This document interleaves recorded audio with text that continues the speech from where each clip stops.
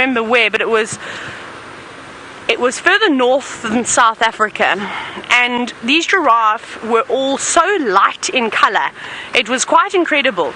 Now, most of us know that, of course, the male giraffes go dark in color. They get filled with testosterone, which enhances them, and they start to look lovely. They almost go black in color. It's really beautiful, and particularly the giraffe in this Greater Kruger area. But down in the Eastern Cape,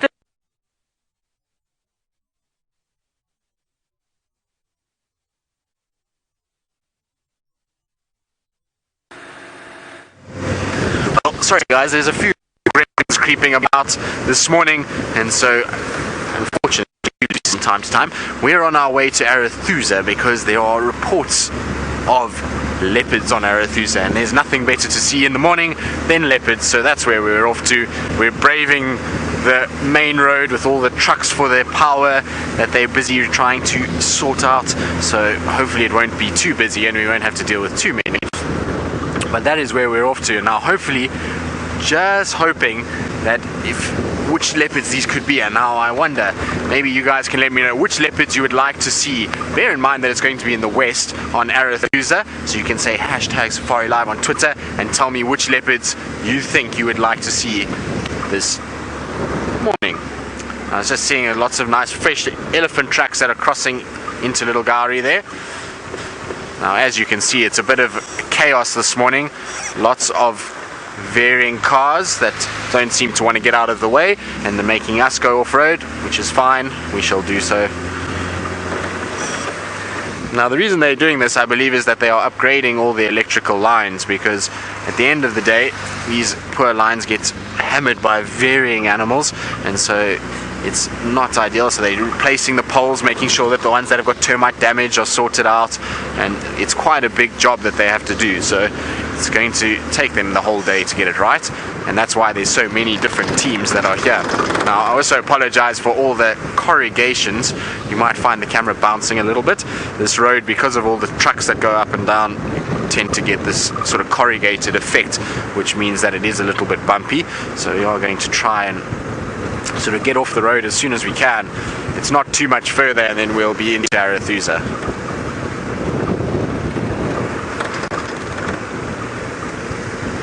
Siberia Zumi, you want to see Salayexe. Well, maybe, just maybe, we might be lucky. I'm not sure who they are, but it could be. She does sometimes go on to Arathusa, so it could be her.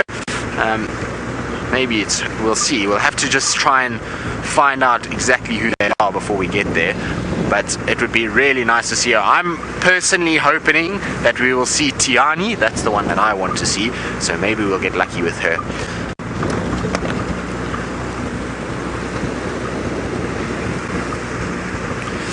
Right, so while we try to get off this busy and corrugated road, let's go across to the quiet, serene Steph and see what he's up to on bushwalk. I'm busy pulling a thorn out of my arm. I got hooked on a wait-a-bit thorn, and you can see there, not a very big one. I'm not crying, and it's not going to be a lot of blood, but these knob thorns are vicious when it comes down to hooking you up. And this broken down knob thorn, an elephant has pushed down this knob thorn, has given us the chance to actually inspect these thorns a little bit closer. And you can see here on the end of the branches this hooked thorn that my arm brushed up against and definitely hooked me up.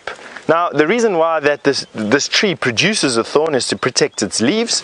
A thorn is a modified leaf. So the tree is actually given up surface area to produce food to protect, stops animals from being able to pull their faces out when they are feeding. So it allows the animal to put his face in to get a reward, but then snags the animal up. And that's a lesson for an animal. Nothing wants to be snagged up.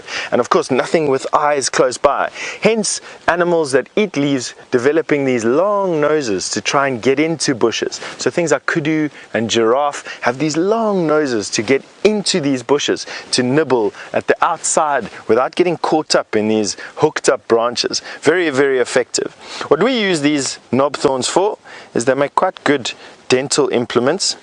I use these on occasion to clean my teeth. I know I'm not going to do it for you now, but I'll do a demonstration. I find, you know, there's certain things out here that you just have to do in private, but I will demonstrate this to you. So you just take the hook thorn there. They're built very robustly. And of course you can imagine if you've got that scouring around in your mouth, in particular behind your teeth, you can get right in there and clean it out. So nice. Alrighty, we're going to send you over to Taylor, who's got some dwarf mongoose, and catch up with you later. We've just popped onto Cheetah Plains now, and we've got the most curious little bunch of dwarf mongoose coming out of a termite mound. A little bit late this morning on warming themselves up because the sun has been up for quite some time, as you can see. But I haven't seen any teeny tiny babies just yet, just some of the adults. But we'll see, we'll watch them. At the moment we can see 3 actually. I can hear the rest. You can hear a couple of them actually, it sounds like they're foraging out in the long grass quite a distance away from us. So maybe these are some youngsters, but they have just grown up so much now. Hello guys, you're very curious, aren't you? And they are lovely little creatures, and I really do. We have some dwarf mongoose for TV on the weekend. Don't you think it'll be so nice? We can show the rest of the world how beautiful these little creatures are. And the most acute senses as well. You can see they're listening to everything that's going on around them. They're very cautious, of course, because we are sitting here, so they're going to keep most of their attention on us. But I think that they're being summoned by the rest of the crew, which are out and about in the far distance. I can just hear the little...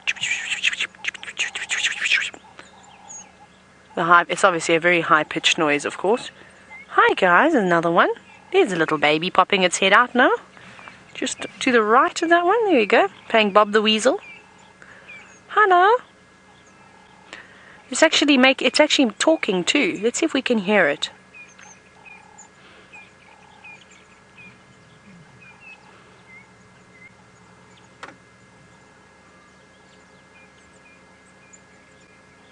No, it stopped making the noise now. I think it was obviously looking for comfort from Mom, one of the other members, but now you can clearly see that that one that we had was a teeny tiny one. They are so precious, these little guys. Hello, beautiful. Now they've always seemed to have quite a bit of moisture in their eyes. I don't know if anyone else has noticed that. Look at that sort of gleaming brown, what would you even call that? Ruby. No, not ruby. What color would you use to describe their eyes? It's actually more brown than anything. Their eyes sort of match their nose, don't they? And I wonder if you could tell that they're unwell by the moisture that's on their nose, sort of like you do with your dogs and cats, and we do it with buffalo as well, because their noses look quite nice and moist. So I would only imagine that if they were to dry out, it would show that they're unwell. Hello, little one. Oh, Dina, you want to know how many toes does a mongoose have on each foot? Should we count? I think we should count. So if we can just have a closer look at the mongoose feet. We'll start with the front and we'll see if the front match the back. So I can see 1, 2, 3, 4 toes, 5. 1, 2, 3, 4, 5 toes on the front. So sort of 4 main claws, and then not quite a dew claw, but something similar. And then we've only got 1, 2, 3, 4 toes on the back, but again, maybe they've got a little dew claw too. I can't quite see it, but it looks to be as if they have 5. I actually wouldn't mind seeing a mongoose track, but unfortunately the substrate, typically around termite mounds, is not always that great to see tracks in. It's always quite hard. And it's again, we're actually quite not too far away from where we saw the caracal, and I showed you all the ground there. It's not great. Oh my goodness, look at them all coming up now. The grass has just come alive with all these little mongoose. So I think they've come back. They were obviously foraging out, and now they've come back to collect everyone. And Nevin, you're wondering if mongoose are able to turn their heads slowly. I think it's impossible. I don't think a mongoose can do anything slowly. Every movement that they have is normally quite quick and erratic for their size. It's almost like saying, can a jackal walk? I don't think I've ever seen a jackal walking before. They're always doing they're either trotting or they're running, but never walking. So no, I don't think that they can turn their heads slowly. Oh, yes, show us your teeth. Very sharp teeth. And of course, because of their diet, they're not feeding on vegetation. They're eating insects and small little other small invertebrates, and they love snakes too. And I'm sure that they will gobble up some termites when there's an opportunity to. But it's amazing how they live in these the termite mounds, and they don't seem to feast on them all the time. Now, I don't know if they're using this one quite regularly, because typically what you can see around a termite mound, normally on the eastern facing slope of the termite mound, is you'll see a lot of dung from these mongoose, but I can't see that. So maybe they were just foraging around here and they're using this as a bit of shelter, because with such a large group of them, you'd expect to see much feces. And the reason why they do it on the eastern side of the mound is because this is where when they wake up, this is the side of the mound that they're warming themselves on. And it's the first area that gets sun. So I don't know if this is being used all the time. Maybe this is one of their safe spots. Now, Nikki, you've noticed that the mongoose have got sharp claws, and you're wondering how sharp they are. As sharp as can be. I wouldn't want to be scratched by a little mongoose. Look at them. Look how crazy those are. And they need those for digging, because if they do feel the movement of a scorpion or smell a scorpion that's in its burrow, and we've seen they make those oval-shaped burrows that go down into the ground, they will dig with those claws and dig their food out that way too. But they're beautiful. Look at their coats.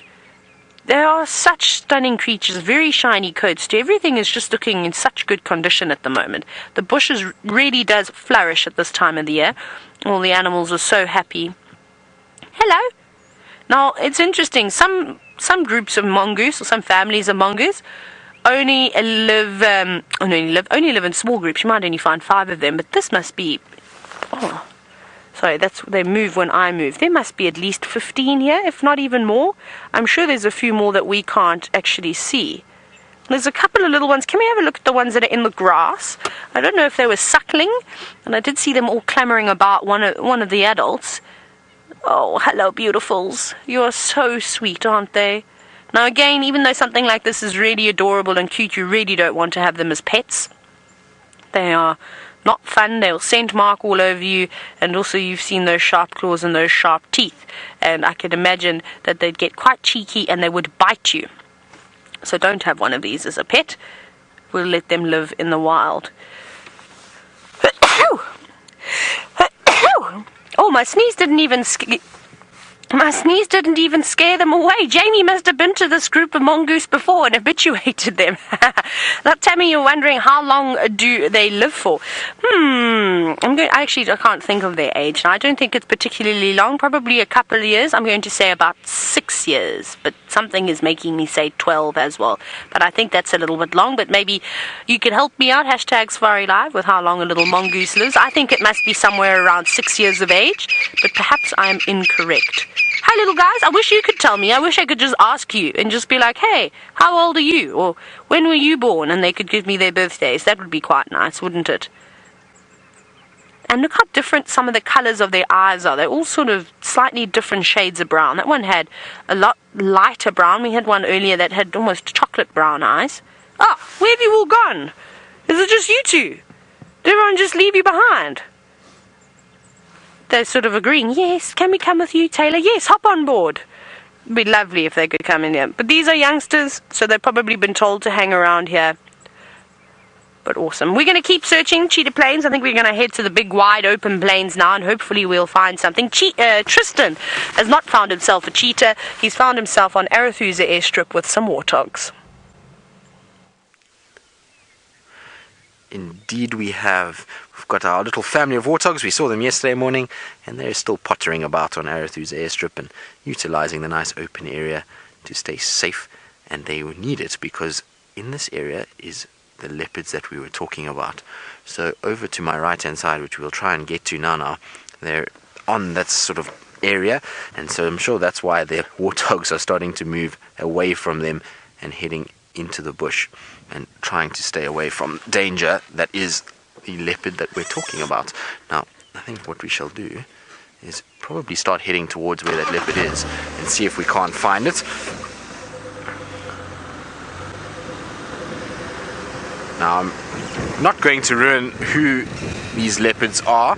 We're going to get there first so that you can all see. But there were 2 of them. One seems to have moved off a little bit, but it might still be around, so I'm hoping it will be, but it seems to have apparently gone off, and the reason why I'll explain to you all now, but it is quite exciting to see who these two are. And I'm very surprised where we are that they're actually here, because we're quite far into Arathusa. We're very, very far towards sort of the eastern boundary of Arathusa, so it is quite surprising that they are here. Now I'm just going to say hello to Sips. I used to work with Sips, so it's always nice to see him and say hello to him. And Service, so I know these two quite well. Hello Sips and Service, how are you guys? You guys well? Good. Where did Tiani from, Bobot? Klanya Steam. So I was just talking to Sips. He was telling me that one of the leopards was Tiani, which is my favorite leopard, and unfortunately she's gone further south and it's apparently to a property that we can't go to. But the other leopard that is here, I'm going to try and see if we can't find her. She was somewhere in this area.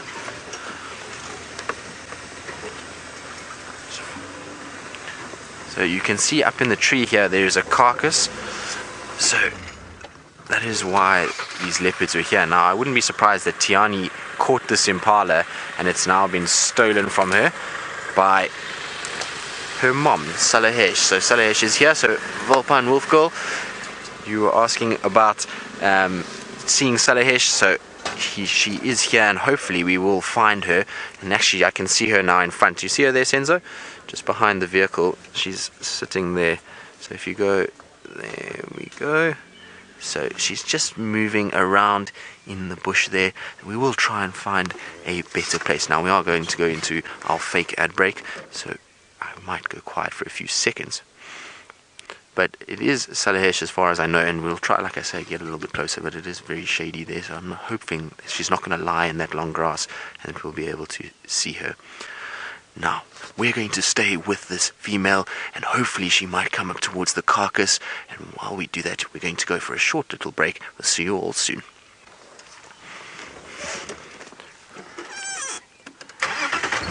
Alright, so there we go. That was our little ad break. Now we're back live with you guys, and as you can see, we didn't go away anywhere, but I'm going to try and just position myself a little bit better that we can actually see Salayexe in all her glory, because she is a beautiful, beautiful individual. And like I say, this is not a normal area for her. She doesn't normally come this far east, so I'm quite surprised that she's in this area. It's not an area that we would generally associate her with, and it could be because Shadow is denning, and Shadow has moved more towards sort of Hoffman's side and is using that area for where her cub is, that Salayexe is now moving into this area and utilizing this space. And like I say, it's probably to do with the fact that Tiani had a kill and now Salayexe has stolen it, or Salayexe made the kill and Tiani still wants to try and feed off kills from her mom. But she has been separated, and I know that Salayexe has been mating quite a bit. She doesn't look like she's pregnant, but let's have a look at Salayexe instead of me, because she's far more prettier than I am. And you can see she's now found herself in the shade.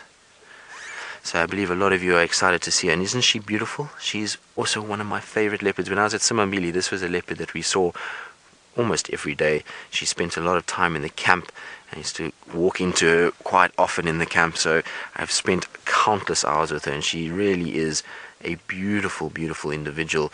And one that is really very, very relaxed around vehicles. And she's been a great mom to Tiani. She's had such bad luck prior to Tiani with a lot of different males in her territory that have made it very, very tough for her to raise cubs successfully, and so she did really well with Tiani, and that sort of combined with Anderson being so dominant in this area has allowed for her to raise Tiani to adulthood. And I'm hoping that she will be pregnant and have another cub, and the fact that she's in areas like this is really a great sign for us, and in terms of us seeing more of Salayexe, should be really, really good. She'll probably now shift into these areas, and if she does have a cub, she will definitely mark out this territory and try and keep Shadow out of it. So we might start seeing Salayexe a little bit more, which is great news for all of us. You can see she really is a regal, beautiful female, still in the prime of her life. I think she's about 10 now, if I remember correctly. And so she is in absolute prime. And wouldn't it be nice if she shifted into Arathusa and Shadow came into Djuma and we got to see the two of them quite a bit? If indeed Karula is gone, it would be really, really nice if those two sort of ended up as our two females that we saw a lot of. And the nice thing about Salayexe is that she is really just such a relaxed individual, and to find her is often quite easy because she likes to walk around, and when she sort of does, she's not phased if a vehicle comes along, and she doesn't like hiding too much. She's often out in the open, and she loves lying in the boughs of these marula trees, so you often find her up in trees as well, which makes it obviously a lot easier to spot than something like Shadow, who tends to move around more in the thickets and is a little bit more elusive. But you can see she's really full and starting to pant already.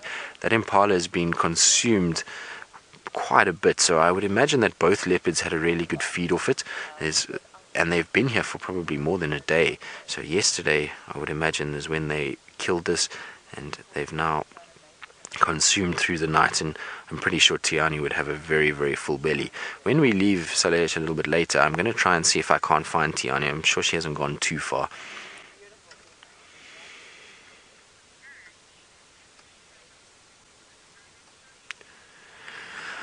So Wicked Ange, you're wondering if she's going to be moving into Karula's territory. Well, I don't think so.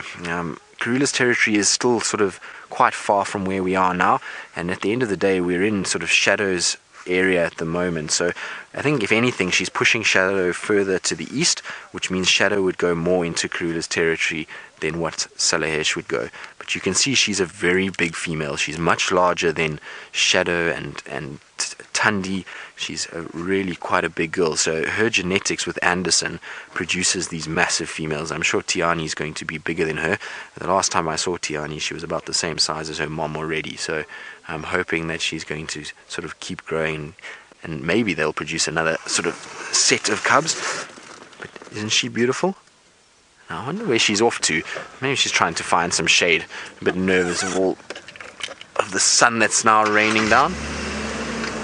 I'm going to try and see if I can't keep up with her. The other thing about Salayexe is she likes to walk. She's not a female that sort of hangs around too much. When she does decide to walk, she can walk quite far. So we're going to try and keep up with her in this thicket. And while we do that, let's go across to Steph and see where he is and whether he's walking at the rate that she is. Seems like leopard are starting to come out of the woodwork this morning. Tristan and his leopard, or your leopard, and then we've got Nyala busy alarm calling in front of us. Now we're on a road called Bateleur Road, which is sort of central west, and very close to where young Shungile and Osana like to live and walk around in. And we just heard the Nyala barking quite wildly. They make a very dog-like alarm call. It sounded like a herd, probably about half a mile or so from where we were standing. And now we're using a road called Bateleur to get into that area as quickly as we can, and then we'll try and vector in on where we heard that sound last. So from where we're standing now, probably here, about 200 yards or so, was where we heard. And as you can see, this bush is just so typically leopard country. Have a look at how thick it is now compared to where we were standing a few short minutes ago. It's just really bushed up in this part of the reserve. Very high plant diversity and numbers of plants, making it super cool to walk in actually, and obviously has a prime habitat for leopard who enjoy ambushing their prey. So leopard and lion don't have a very high success rate when it comes down to attempts at killing that result in the killing of an animal, but they expend far less energy than a cheetah or a wild dog would for the same amount of protein. So although there is short, sharp bursts of energy, quite often leopard and lion will give up very quickly unless they kill something. And basically they expend far less energy, and it makes them a lot more successful than cheetah and lion do, in a nutshell. Anyway, Tristan seems to have been able to move where he was. His signal is a little bit more stable, so off you go and enjoy that leopard. Well, Salayexe is now on the move again. She's settled for a few seconds in the shade, and now she's decided to move again. But it is not easy to negotiate this area that we're in. There's a lot of very spiny branches that I'm trying to sort of get around and get through, and Salayexe is not making it very easy. She's keeps kind of moving and trying to get into a new area, and I'm sure she's just trying to find a bit of shade. Now, Senzo, did you see where she went? She went this way. Okay. There she is. It's also the problem when you've got such long grass like this. They disappear in a second. Now, hopefully she's going to settle here. Looks like at least a nice sort of openish section that we can see her. So I believe a lot of you are sending in lots of screenshots of her, which is great. She really is a beautiful female. In fact, I'm just going to try to go back slightly, Senzo, because you've got that branch in her face.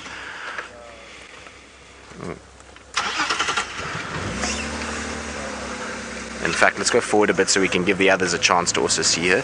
And I'm sure we're going to find a nice gap here. There we go, that's better, Senzo. So I'm just trying to get everybody into the right places, but there we go. Hopefully she's going to now settle down a little bit and won't drag us around this thicket too much more. But you can see that she's panting quite heavily.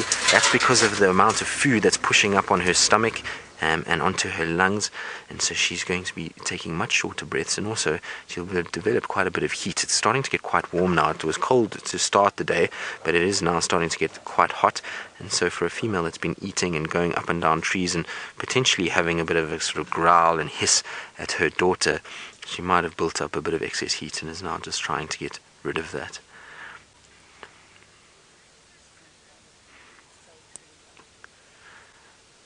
So, Winter Prism, I don't think you'll... So, in terms of her relations, she comes from a sort of different lineage to what Karula does. She's not in all related to Karula. She comes from... Her mother was a Siseka, and then her sort of... I'm just trying to think who her brother was. There was a male that was with her at some point. I can't remember his name.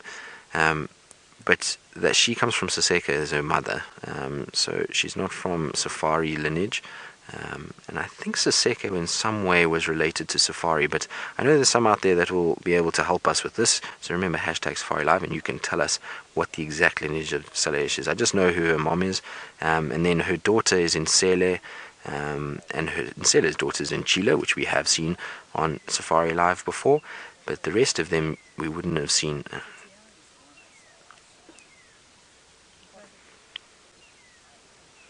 Just trying to think now who the other females would be that would be related to her. It all gets quite complicated after a while, and the lineages of all these different leopards, when you start going back generations, becomes quite tough to remember who's who. And it was before my time with Safari and Siseka were young, so I'm not 100% sure if they were actually related.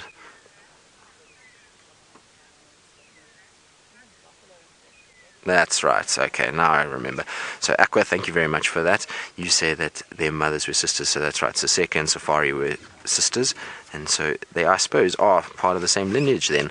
They're just cousins, and you can see what's interesting about it is that she's actually a little bit bigger than Karula, so she's quite a lot larger, and she's one of the biggest females that I've seen in the Sabi sands. She's got quite a bulky sort of body, and so it's interesting that Karula was slightly smaller, and Karula's offspring tends to be quite small. So if you look at Tundi and Shadow, they tend to be very, very small females, whereas Salayexe's female, both in Sele and Tiani, are quite big girls. So it's interesting that even though they come from the same mother in the long run, that there's a difference between their babies that they have.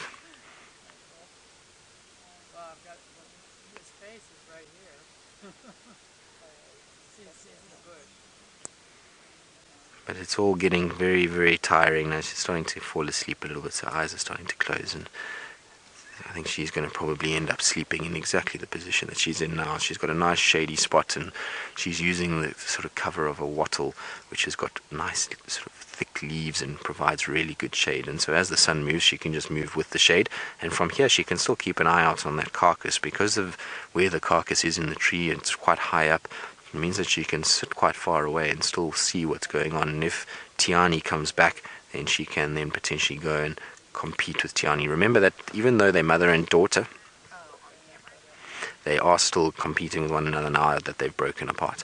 Now I believe Taylor has found a very, very cute little bird to show all of you. So let's go across quickly before it disappears. I'm going to try and show you their wool now. They're on the termite mound. Maybe they're going to come down. Now you're going to see a fence and some solar panels, of course. Well, you all know what the solar panels do, but the fence is there to keep the hyenas away from it because they would eat it.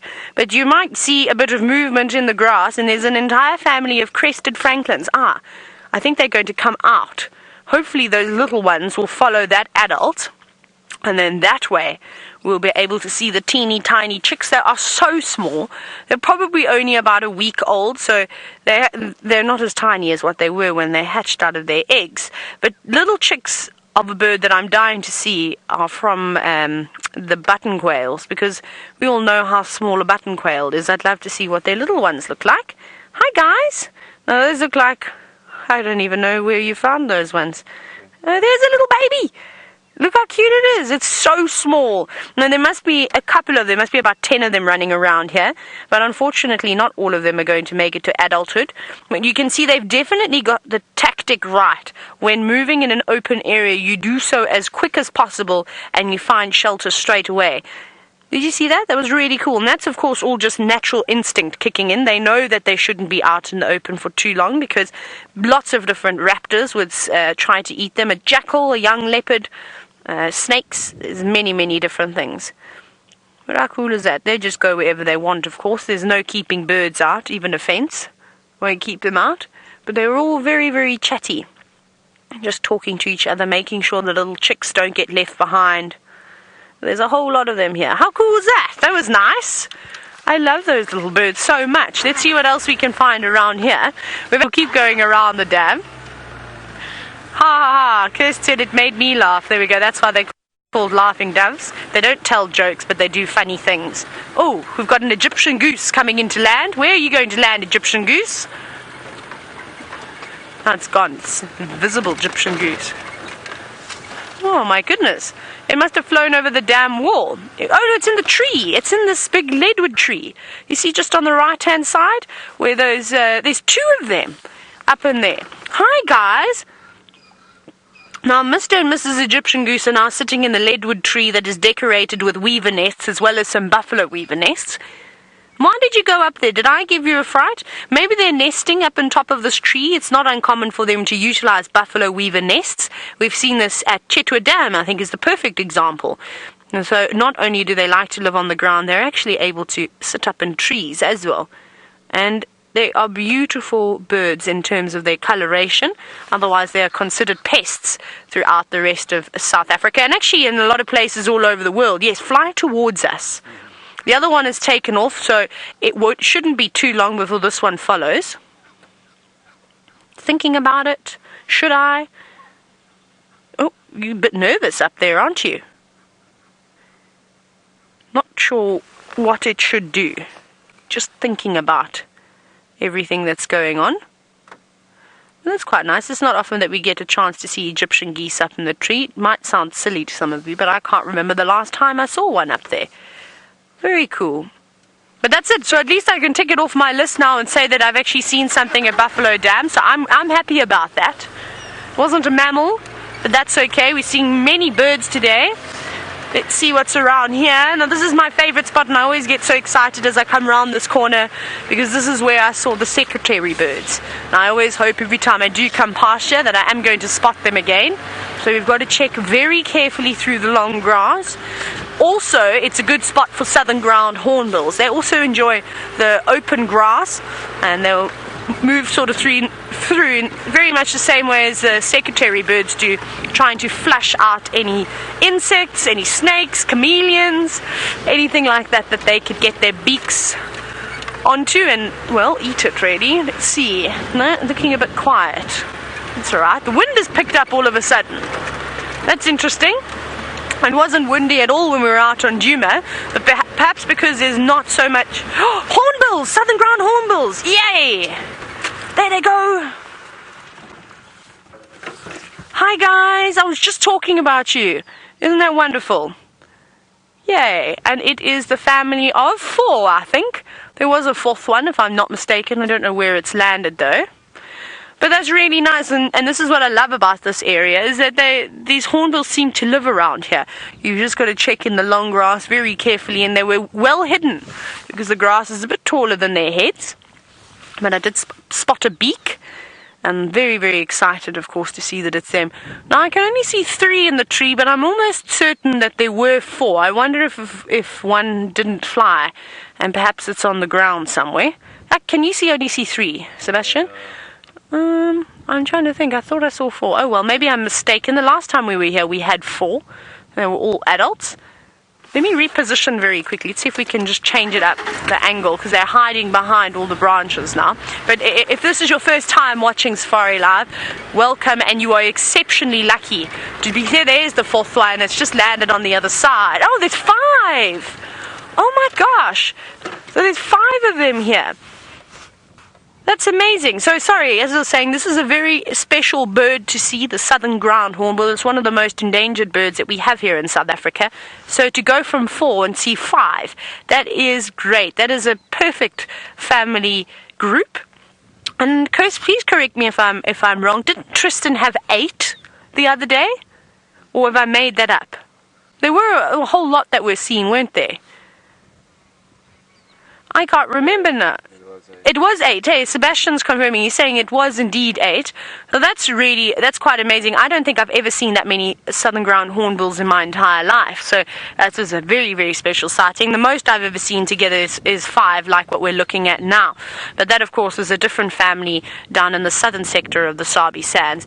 But sitting up in a knobthorn like this, a dead knobthorn, is a great spot, especially when you have got big wings, because you are able to jump from branch to branch. But they won't spend too much time up in this tree. When they get a bit frightened, they'll fly up there for safety, as do most birds, and then they roost in the trees. Otherwise, their entire day is spent down on the ground foraging, like I was describing to you earlier. Then when the secretary birds utilize hunting on the ground, unlike a lot of other bird species that will fly around and catch their prey in the air, and they eat it on the ground too. So again, sometimes you'll see starlings and things, or hornbills, catch something on the floor, but then they fly up, they perch themselves, and then feed that way. These guys don't do that. Maybe unless they are frightened and they had a chameleon in their mouths and now they needed to fly into a tree, they'd probably eat it up there. Otherwise, they'll stay down on the ground. Well, that one's having a preen. Now, this would be a good day to actually have a bath. For a bird, just because we have got a bit of wind, and we know that it's only really the water birds that have sort of these preen oil glands that allows them to waterproof their feathers. Sort of normal birds don't have that, so the wind comes in handy when you need to dry your feathers off. And lots of birds will actually have either dust baths to keep the parasites down, or they'll physically go and have a water bath. I've never seen a southern ground hornbill having a bath in a puddle of water or in a dam before, and I wonder if anybody actually has seen this behavior. So perhaps if you've maybe watched a show where they have done a little bath, you can let us know. #Safari Live on Twitter, or maybe you've seen it live before, which is actually pretty spectacular. But I love the way that they've all sat themselves up on different branches. It's really quite nice. Now, Rick, you said it would be really cool to hear the southern ground hornbills sing. I don't know if they are going to sing, but I can play the call for you just so that you can have a listen. So while you're watching them, I'll play it. I won't play it very loudly because I don't want to disturb these birds. So it'll just be just loud enough so that you can hear. H for hornbill. I'm now using my bird app, by the way. Okay, are you ready? Because I'm going to play it.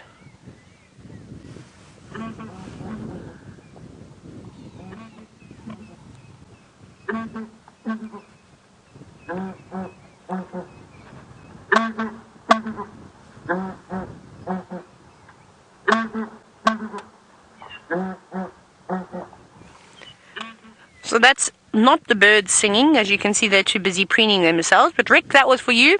That was just a call of the southern ground hornbills on my phone. Now, they're beautiful. That's one of the most incredible sounds to hear. And you typically hear it either first thing in the morning, just before the dawn chorus is even started, or they're one of the, or just as the sun is setting as well, you'll hear them making that beautiful sound. And it really, really, really is a lovely noise. Along with the Varro's eagle owl, also sort of making a very drum-like call. It is quite nice. I'm so sorry that I disturbed you. And you know what I'm going to do now? Because I unfortunately gave them a bit of a fright. We were very far away from them. But southern ground hornbills are quite skittish. They're not the most relaxed birds. So I put them up in this tree. So I don't want to disturb them any further. I think what I'm going to do is I'm going to move off, and then hopefully they'll go back down into the ground and carry on foraging.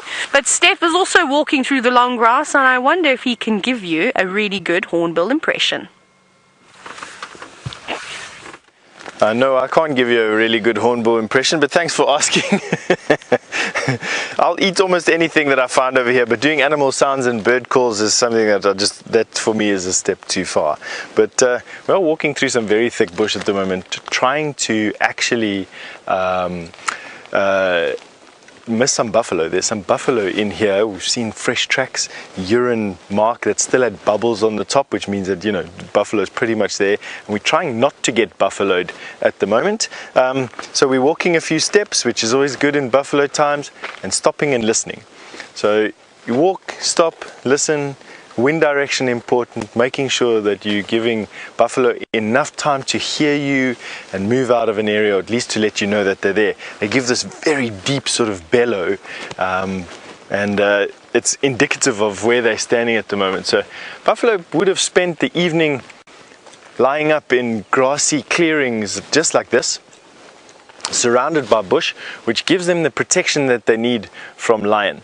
So quite often you'll find buffalo corralled, as we like to call it, where their bums will face one another and they will have their horns presented outwards at different compass points, and they will lie there scanning their horizons and that way protecting their quarters. And say, for instance, lions had to come upon them, quite often buffalo will break and run, but the individual that is targeted in bush like this can reverse into a thick area and fight with these horns left and right, keeping the rump, the vulnerable rump, covered by a branch, especially the Achilles tendon and the tail and the hind quarters, which lions so often use as an anchor point to throw the buffalo down onto the ground. So this is what's happened in this particular area last night, is we've had some buffalo sleeping here, not in this particular clearing.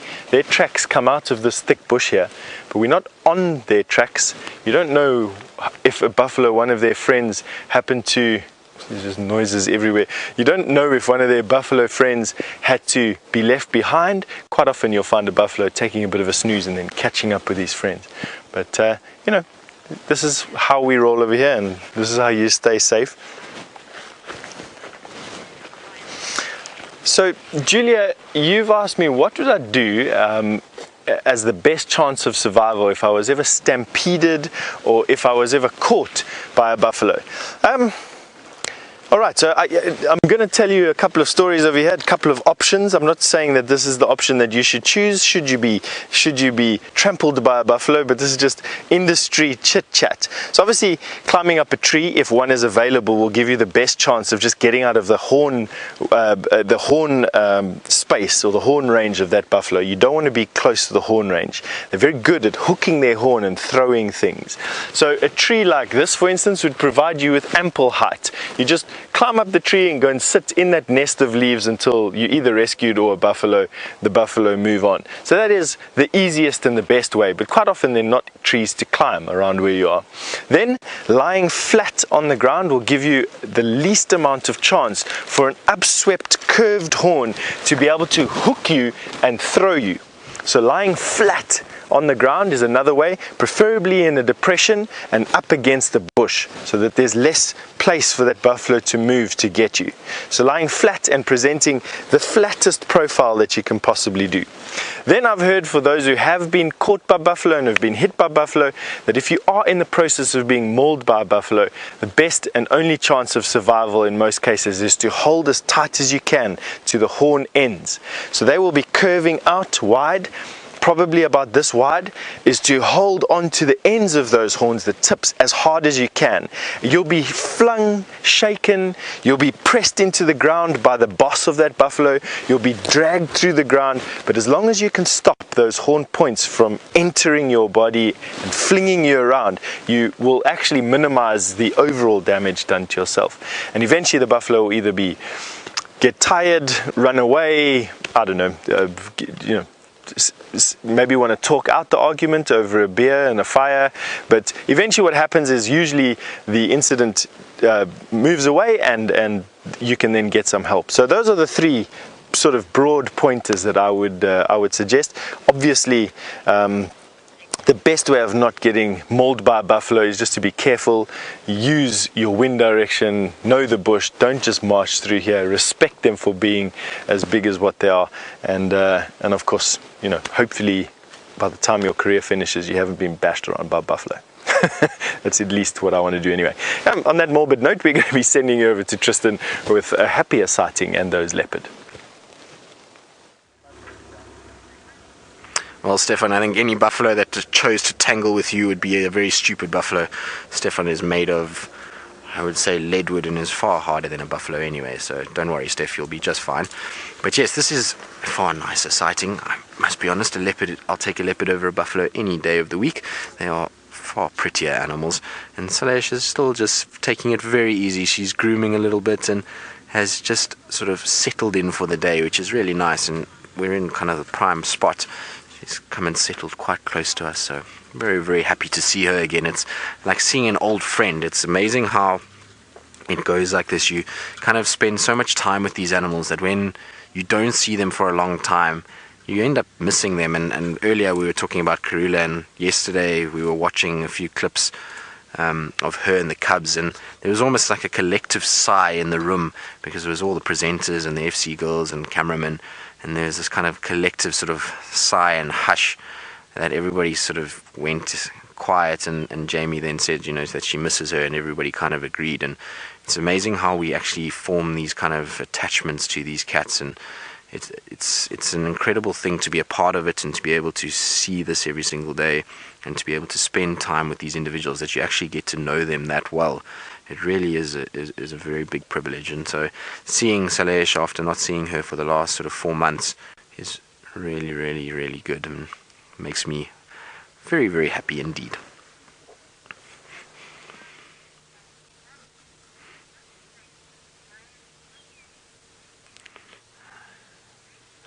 So Stanley, or Stanley trifecta, you want to know whether I think her face looks like a lioness's face.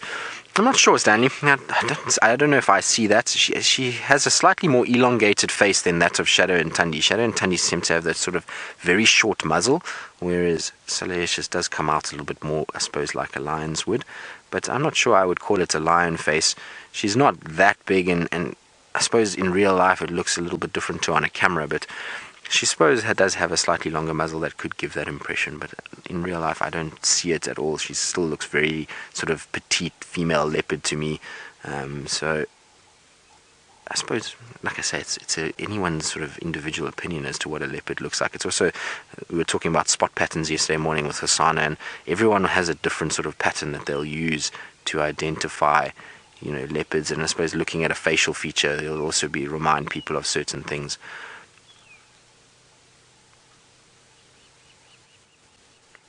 But what's caught your attention? She all of a sudden sort of popped her head up. She was sleeping, and I wonder if there's maybe not something around. I was watching her just now while we were off air, and she was looking into the skies, making sure there weren't any vultures creeping around towards her carcass. So I think she's just alert that there are others around, and potentially other leopards could be here as well. So that's maybe why she's sort of quite alert as to what's going on. But there we go, she's gone back to sleep, and I'm pretty sure that's how she's going to stay for the remainder of the morning. But what is great about this is that there's more than enough at that carcass that she will still be here tonight or this afternoon and probably till tomorrow. So it's going to be really good for us, and should have a leopard at least for the next 2 drives, which is fantastic.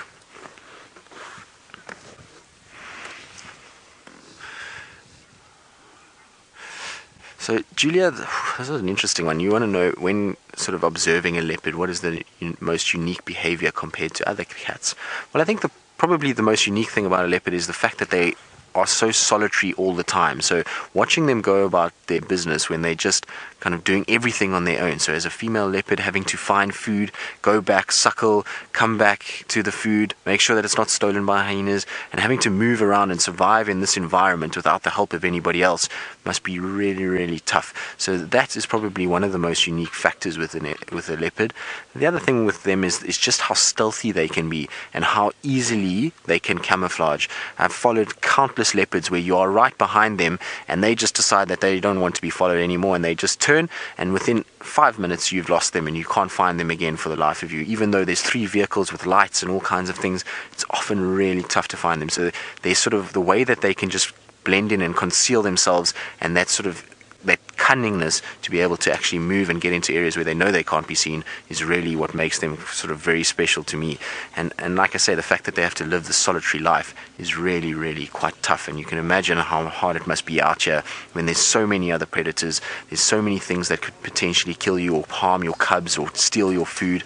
It must be a really, really hard existence to be a solitary cat out in the African bush. Now she's popped her head up because another vehicle has arrived, and it's another one of my old friends. Now the gentleman that has arrived now is, firstly, one is my old tracker, who is Derek, and then the other one is Enoch, who I used to work with when I was at Lion Sands. So both of them I know very, very well, and it's really good to see their faces. I haven't seen Enoch's face in about 3 years, so I'm quite happy to see him. So really nice that they're both here. Have very fond memories of spending time with both Enoch and Derek, who is, like I say, my old tracker. And Derek and I used to have some great experiences actually with Salayexe. We spent quite a lot of time tracking her together and found her many, many times. And I once watched him walking down the road, and Salayexe was just in front of him, and they walked together down the road, and she paid no attention to him. She glanced over her shoulder every now and then, and he would just kind of follow in behind her. It was quite an amazing scene to watch. So it's really good when you see old friends, both animal and people.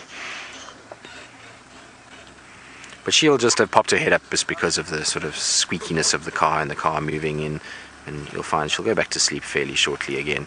She's not going to spend too much time moving around now. It is starting to get much warmer, the sun is getting quite high, and ultimately she does have herself a really, really nice spot. But isn't she beautiful? She's got those very light sort of honey colored eyes. I really, really think she's one of the sort of prettier leopards that we have out here. Not that there is an ugly leopard anyway, really.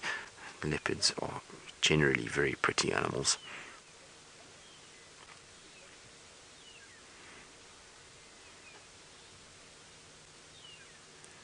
Funnily enough, the last time I actually saw her was from the lodge at Sabi. She was walking across the deck there, and it was interesting. We replaced the deck at Sabi, and we took the old deck out, and we used to see her there every now and then, and we put the new one in, and it wasn't even about 2 days of the new one being in there, and we found her and Tiani on the deck itself, and it was almost like they had come to investigate what this new sort of building was in their territory, and they were making sure that they got first rights to it and scent marked it. And we came in for morning coffee, and as we came around the corner, there were these 2 leopards just staring at us off the main deck. It was quite entertaining.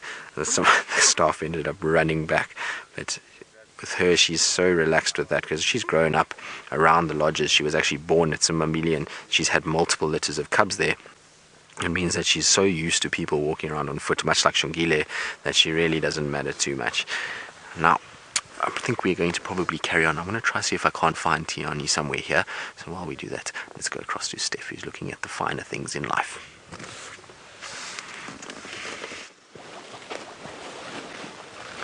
We definitely are taking in the finer details. We're still stuck in this thicket that you can see in front of us, trying to thread our way through here, looking for the source of the cause of the Nyala giving the alarm call about 20 minutes ago now.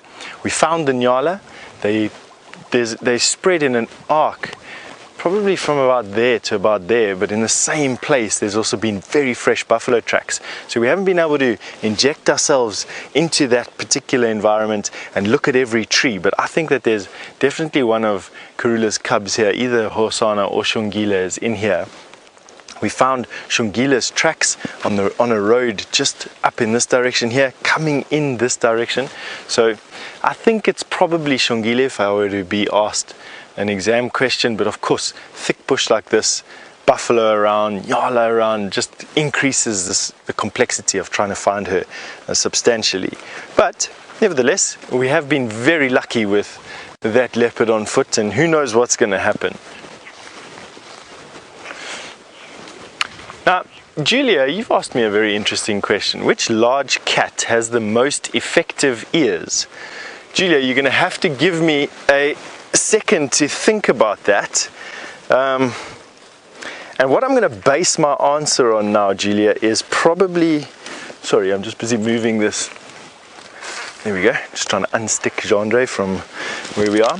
I'm going to base it on the use case for ears. Let's say that the general case is that cats communicate with each other over distance, not only their own mates, but also pride members, for instance, like lions. So let's take out the fact that lions and leopard and other cats listen to one another, and base it solely, in my opinion, on a cat that uses its ears to actually find the majority of its food with. And in this particular case, I would say a serval in this area would be the one with the best ears. Let me just think about what I want to say there. Is it exponentially better than any other cat here? Probably not. But a serval uses its ears to triangulate where a mouse is. They hunt predominantly flay rat at the edges of pans in long grass where they cannot use their eyes. So they will hunt using their ears, actually triangulate, amazingly enough, the exact location of that flay rat, and then make this leaping pounce onto that rat. And for that reason, I would like to say that probably the serval, in my opinion at least anyway, based on those factors, has the best ears out of all the cats. Hopefully that answered your question. Of course, feel free to share any of your opinions, and if you have a different way of evaluating cats' hearing and which one has the best, absolutely share that using that hashtag Safari Live. And you know, in the last couple of minutes of this particular safari, why don't we discuss that? It's a very cool question there. Thank you. I like questions that generate discussion that you can't usually find in textbooks and books and reference books. Just using intuition and obviously observational, non-scientific experience. It's always nice to ask the question sort of why and where and what and how. Old monument. You see these ancient beings in the bush. This is the carcass of a leadwood tree, and they are so super dense that they can stand for, depending on the book you read, you know, I've read some instances they stand up to 50 years, 60 years, other instances that they stand up to 600 years after they die. I don't quite know what to believe. I haven't really seen a leadwood die and have spent that amount of time you know, with it. Is it feasible for a leadwood tree to stand for 600 years after it dies? Yes, they're termite resistant, incredibly dense wood. If the environment isn't particularly harsh from a fungus point of view, or it's very dry or very cold, why not? I can't imagine why it wouldn't be.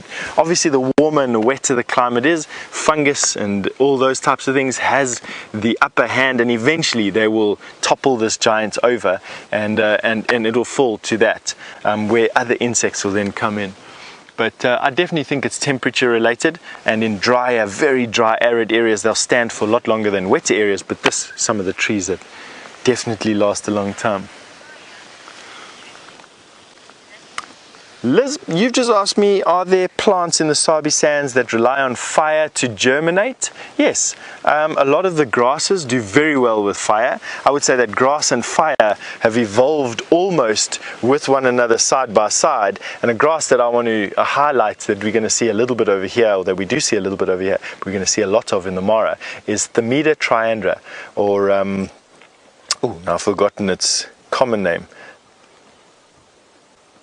I'm just trying to rack my empty brain at the moment. I've got thoughts pinging around in an empty skull. But Thamida triandra is the name of the grass that does very, very well with fire, as does yellow thatching grass. Also does very well with fire. So those are the two grasses that or the two plants that immediately strike me as needing fire to germinate. A lot of plants don't actually care about fire, to be honest with you. I mean, I suppose some of the younger plants are damaged, but quite often fire is one of these things that sort of rush through an area and don't do a lot of damage. They're almost like big brooms. I always liken a fire out here to a broom. It comes in and it sweeps everything clean and in line and straight, and it sweeps up all the dead stuff. It doesn't do much damage at all to anything. So fire is been part of the natural environment as much as what rain has since the beginning. These plants, both trees and grass, have developed ways of dealing with fire that we can't even begin to comprehend yet. Now, in the carving world, this tree, or these leadwood trees, these old stumps, have been used for years and are turned into a variety of different curios, statuettes. They're used as fencing poles. They're used quite often as very decorative support structures in homes and lodges around the country. And well, outside of the game reserves, it's very rare to find an old tree like this standing. They're usually almost always utilized. I want to show you something here. Jandre has just pointed out something that's busy partaking in this safari as well. Have a look at this. He doesn't want us to show you his leg, but look here. That tick is busy crawling up through Jandre's fur on his leg, and we're just going to cut off his leg. Notice the massive calf muscle, which is why the tick was there. It was sucked in by the gravity of Jandre's calf. My wife also have massive calf muscles, excuse me, Jana. There is the tick that was not quite attached, and hopefully doesn't sink its proboscis into me. So that's the tick out here that bites Jandre. I get bitten. This is an adult. I get bitten by the nymph, the larvae. Jandre doesn't seem that affected, but he does definitely pick up the adult ticks a lot more than I do. And there, we'll let this one carry on with its day.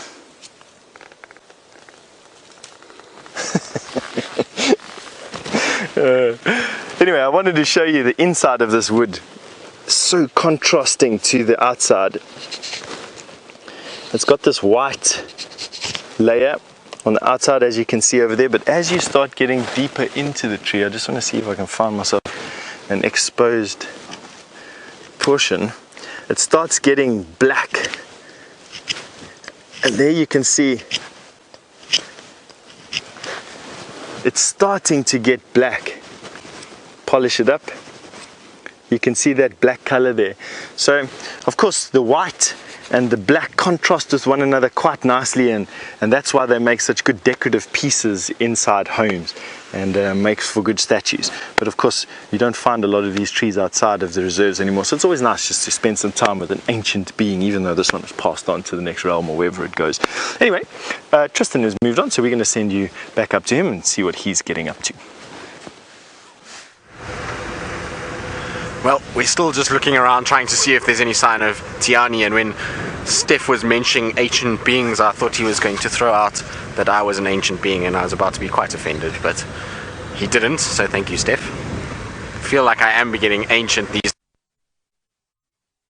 quickly, and all the grey hairs are starting to come out, and it's not nice to get old, is it? Well, I suppose it's theirs. At least you learn and you get experience, and that's always a good thing. Now, while I'm looking around for Tiani, there is a Impala's a little bit further here, but I don't think she would be hunting.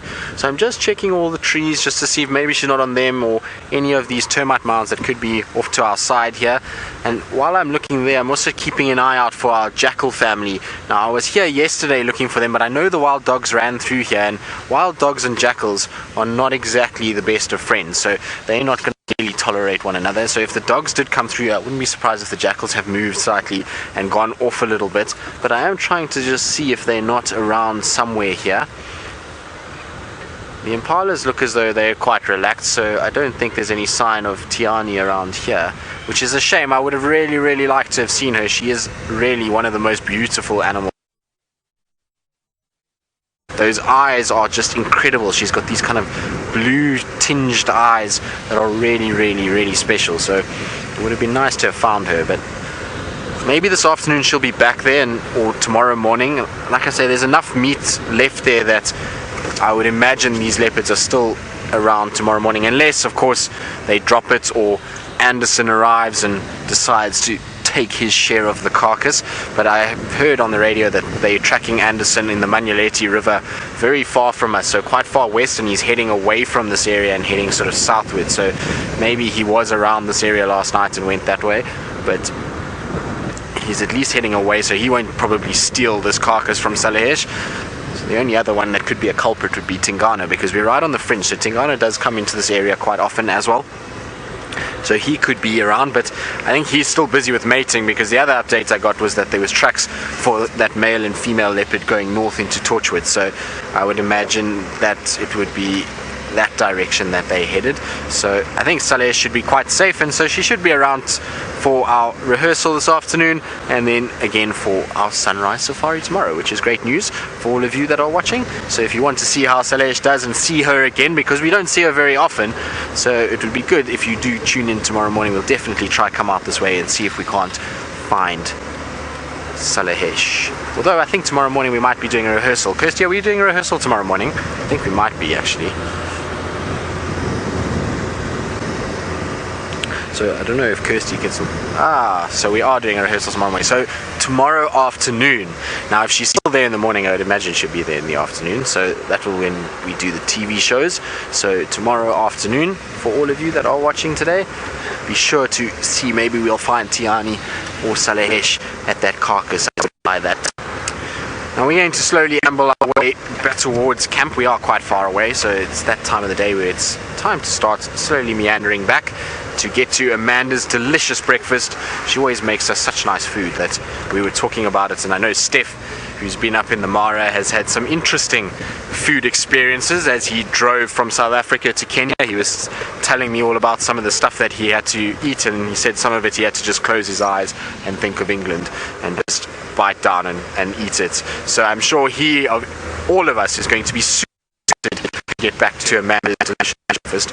I'm sure he's salivating as we speak about it. I see Senzo smiling behind the camera too. He's also having a good chuckle at Steph's culinary escapades over the last few weeks. And it's not some of the things you find when you drive through these areas is not very pleasant at all, and not something you would want to eat, but ultimately you kind of grin and bear it and sort of.